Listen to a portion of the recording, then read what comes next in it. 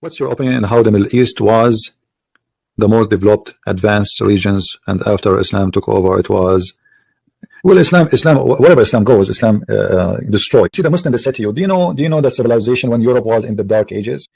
My friend, the Dark Ages of Europe was 1 billion times than the golden ages of the Middle East, as they claim. The golden age of the Middle East was what? Was the Muslims and the Arab invading every country, bringing the wealth and the money they steal from Persia, from India, from Syria, from Iraq. This is the golden age. They say to you that, let me count for you how many Muslim scientists was in the golden age. My friend, all the Muslim scientists, they call them, they are not Muslims, and most of them they are killed for they are considered apostate. In the time of their life, they were harassed, they were killed, they were beaten to death, and now they are calling them scientists. In the time of their life, although they call them scientists, they were not. Perhatikan, jejak sejarah menunjukkan setiap mereka melakukan perjalanan nggak pernah ekspansi, nggak pernah merusak, tidak pernah menghancurkan. Meskipun ada peperangan yang dilakukan dengan adab yang sangat tinggi, tidak pernah merusak tanaman. Padahal perang itu kan kasar. Makanya ayat perang di Quran tidak dibuka dengan bismillah. Surah perang At-Taubah Al-Bara'ah dibuka dengan surah perang, nggak pakai bismillah. Kenapa? Karena perang itu menunjukkan sifat yang kasar, pertumpahan darah. Sedangkan rahmat Allah tidak turun pada suasana yang kasar. Assalamualaikum warahmatullahi wabarakatuh. Alhamdulillah, segala puji hanya milik Allah Subhanahu wa Ta'ala. Sholawat dan salam kepada baginda Rasulullah Sallallahu Alaihi Wasallam. Teman-teman, Profesor Vecchia Fagliere, penulis buku Apology of Islam, menganalogikan bahwa Islam seperti mata air yang bersih dan jernih yang mengalir ke tengah-tengah bangsa jahiliyah yang hidup di tengah padang pasir dan jauh sekali dari peradaban pemikiran. Namun dengan keadaan yang seperti itu, Islam mampu memiliki kekuatan dengan salah satu cirinya ialah menguasai daerah meluas, dari lautan Atlantik hingga tepi Pasifik. Teman-teman, dalam menanggapi keberhasilan penyebaran agama Islam yang begitu cepat, banyak sekali statement yang muncul dari orang orientalis, berkaitan dengan Islam disebarkan menggunakan pedang atau pengrusakan. Peperangan yang terjadi setelah wafatnya Rasulullah Sallallahu Alaihi Wasallam, menjadi salah satu argumentasi mereka. Argumentasi tersebut jelas ditolak oleh ulama, dan orang-orang yang dapat melihat dengan jelas, bahwa Islam disebarkan dengan dakwah. Argumentasi tersebut diperkuat dengan nas dalam Al-Quran, Quran Surat Al-Kafirun ayat 6. Untuk mula agamamu dan untuk pula agamaku. Juga dalam Quran Surat An-Nahl ayat 125. Serulah manusia kepada jalan Tuhanmu dengan hikmah dan pelajaran yang baik dan bantahlah mereka dengan cara yang baik.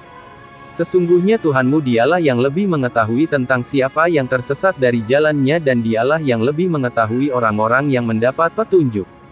Teman-teman, selain dalil Al-Quran juga terdapat argumentasi secara historis bahwa Islam disebarkan melalui dakwah dan jalan damai. Pertama, ketika di Makkah, Nabi memulai dakwahnya tidak dengan senjata, terbukti bahwa ada beberapa sahabat yang memeluk ajaran Islam. Kedua, saat pasukan salib datang ke timur pada masa Khalifah Bani Abbas, banyak pasukan salib yang masuk Islam karena melihat kepahlawanan sosok Salahuddin Al-Ayyubi, sebagai cerminan ajaran Islam. Ketiga, Islam tersebar di wilayah Indonesia, Malaysia, dan daerah Asia lainnya. Pada saat itu terjadi persaingan berbagai agama dan ideologi, untuk mengisi kepercayaan penduduknya. Untuk mencapai tujuan, umat Kristen menggunakan kolonialisme dan harta. Umat Hindu dan Buddha menggunakan kebudayaan dan memudahkan penduduk Indonesia.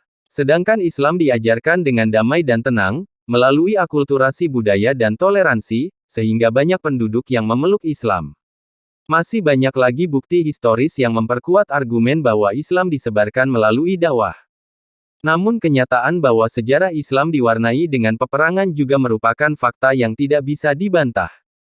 Namun, peperangan tersebut bukan semata-mata tujuannya agar banyak orang tunduk dan memeluk Islam, namun, di antara tujuannya ialah untuk mempertahankan nyawa dan kehidupan kaum muslimin, saat itu. Pada masa sebelum hijrah, umat Islam memang belum diizinkan untuk berperang. Pada saat itu juga banyak sekali tekanan dan ancaman dari kaum kafir Quraisy, hingga Nabi hijrah ke Madinah, kaum kafir Quraisy bertekad untuk menghabisi umat Islam. Saat itulah Allah mengizinkan untuk berperang, Hal ini seperti difirmankan Allah dalam Quran Surat Al-Hajj ayat 37, tetapi dengan beberapa syarat, seperti demi jalan Allah, bukan demi harta, untuk mempertahankan diri, dan tidak berlebihan, seperti petunjuk dalam Quran Surat Al-Baqarah ayat 190. Semua itu menunjukkan bahwa Islam pada dasarnya tidak menyukai peperangan. Teman-teman, berdasar uraian di atas, tidak ada satu ayat pun, atau satu kejadian dalam sejarah Islam, yang menunjukkan bahwa Islam disebarkan melalui peperangan atau pengrusakan.